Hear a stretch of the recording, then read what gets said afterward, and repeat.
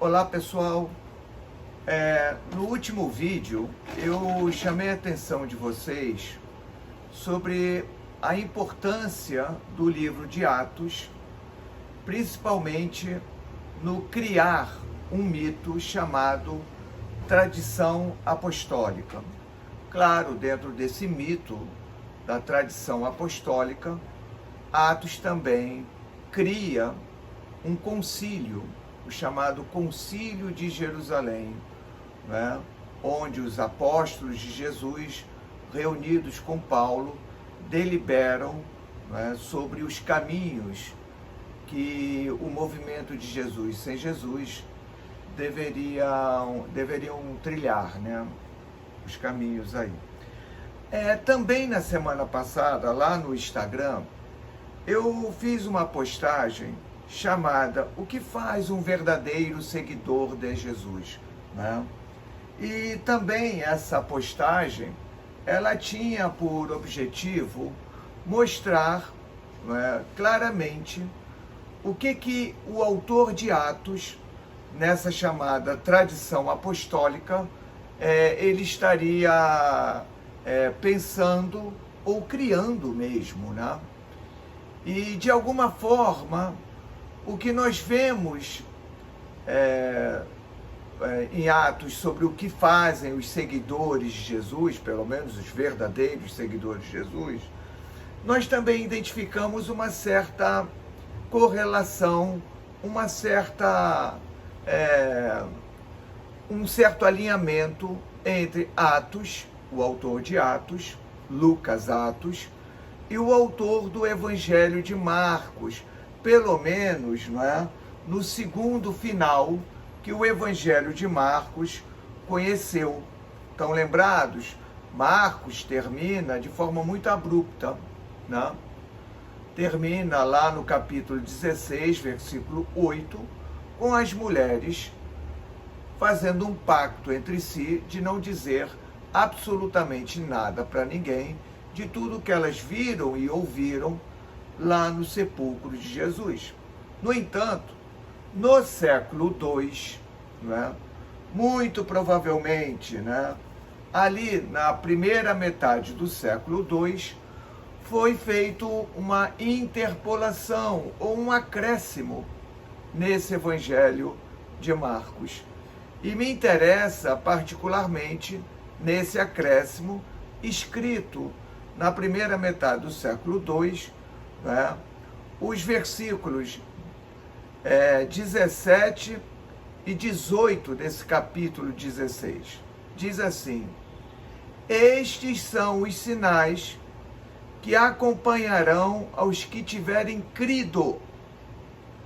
Em meu nome, isso é, em nome de Jesus, expulsarão demônios, falarão em novas línguas, pegarão em serpentes, e se beberem algum veneno mortífero, nada sofrerão.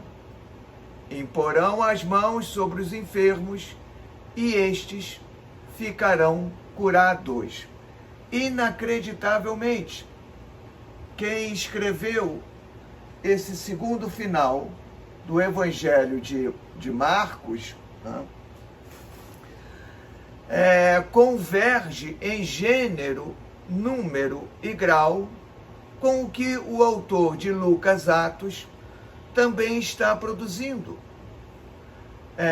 Nós iremos ver em Atos, né, duas personagens centrais que de uma hora para outra se tornam grandes milagreiros. O primeiro deles é Pedro.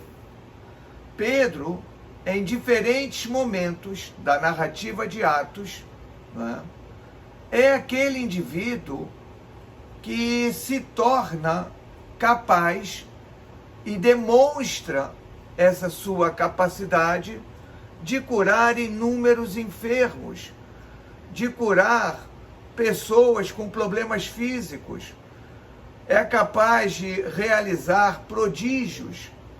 Pedro, né, que até então, né, entre Paulo, Evangelho que até João, né, é muito mais uma figura que tem uma importância, mas a ele não se atribui nenhum milagre, de repente, né, em Atos, explode o Pedro Milagreiro. Uma segunda personagem que também vai ganhar um novo contorno, um contorno que não estava previsto, é Paulo. Paulo é outro apóstolo, não é, que realiza inúmeros milagres. O autor de Atos para descrever cada milagre realizado por Paulo. Entre esses milagres, até mesmo tocar no seu manto já é suficiente para curar doentes. Paulo ressuscita mortos. Então, claro, vocês não vão ler isso nas cartas paulinas. Não adianta sacar, não é, o argumento de que em 2 Coríntios, capítulo 12, versículo 12, Paulo diz que o seu apostolado foi marcado por prodígios, por sinais e milagres. Tá? Onde estão esses milagres? Um historiador não trabalha assim, pô.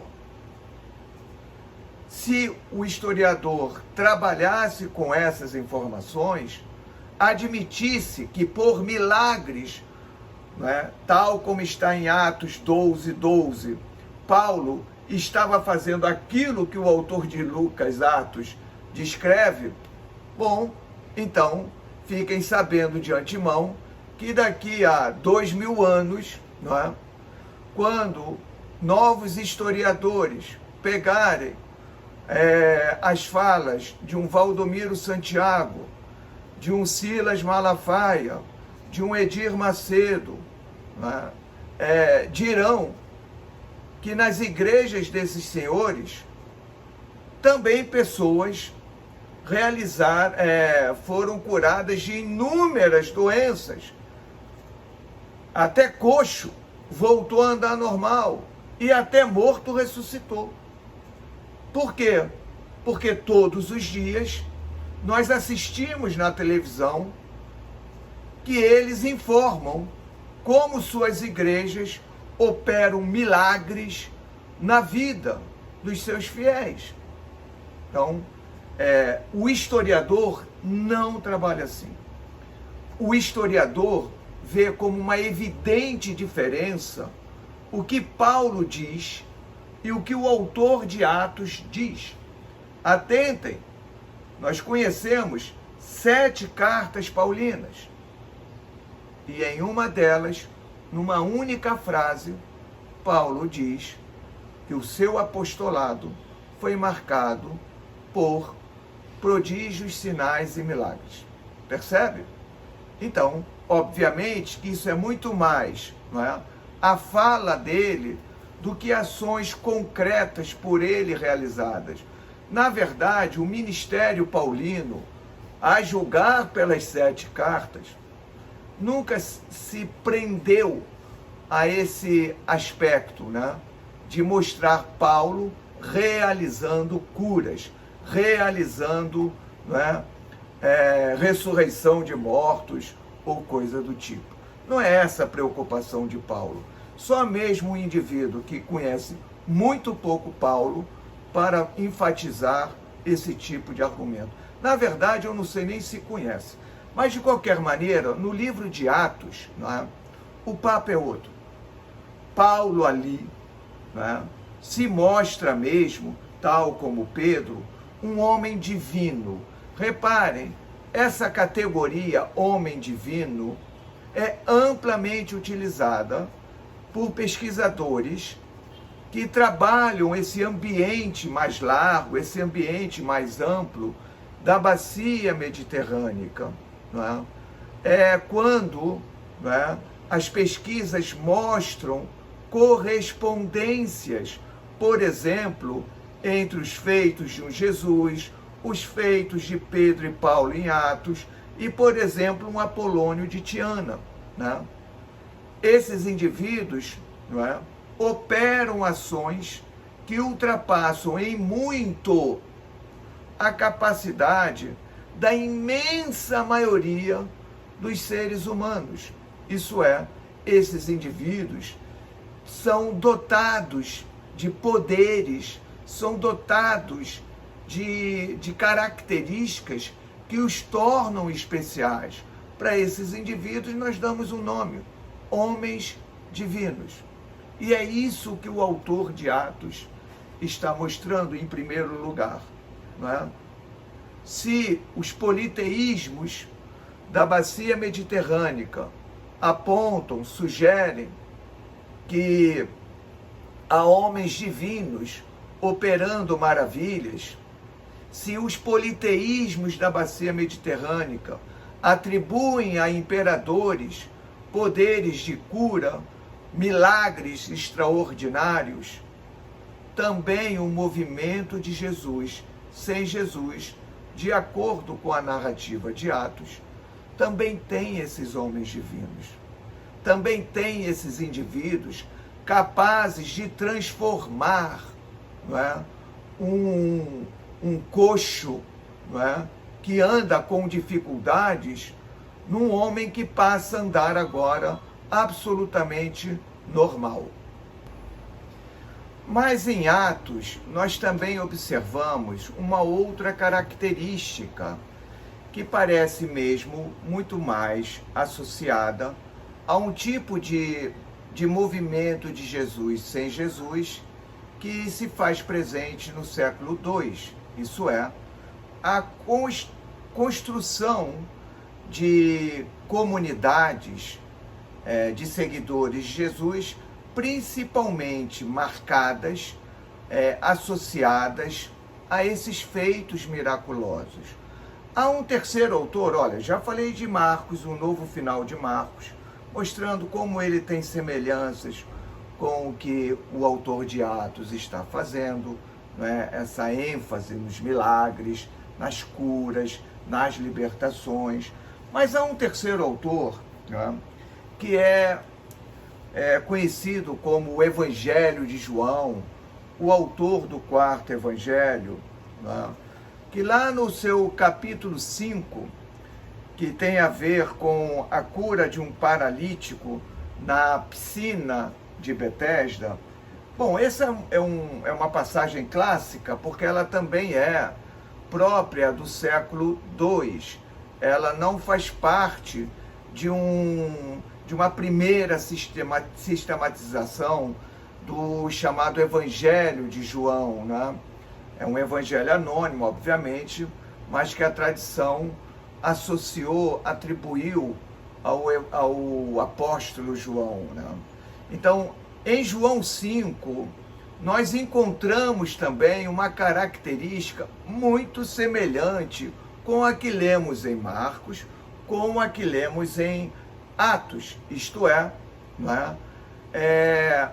Jesus parece estar rivalizando com o Deus da cura, a grande divindade politeísta chamada Asclépio, porque ao lado, né, dos tanques de Betesda, a arqueologia descobriu, isso aí não tem mais nem o que discutir, já foi até publicado, amplamente publicado, não é?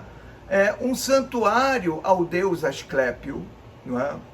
E esse santuário, coladinho aos tanques de Betesda, nunca foi uma piscina, ninguém pulava dentro do tanque, mas coladinho, não é, a esses tanques que são reservatórios de água para abastecer a cidade alta de Jerusalém, a parte alta de Jerusalém, Asclépio tem um templo ali.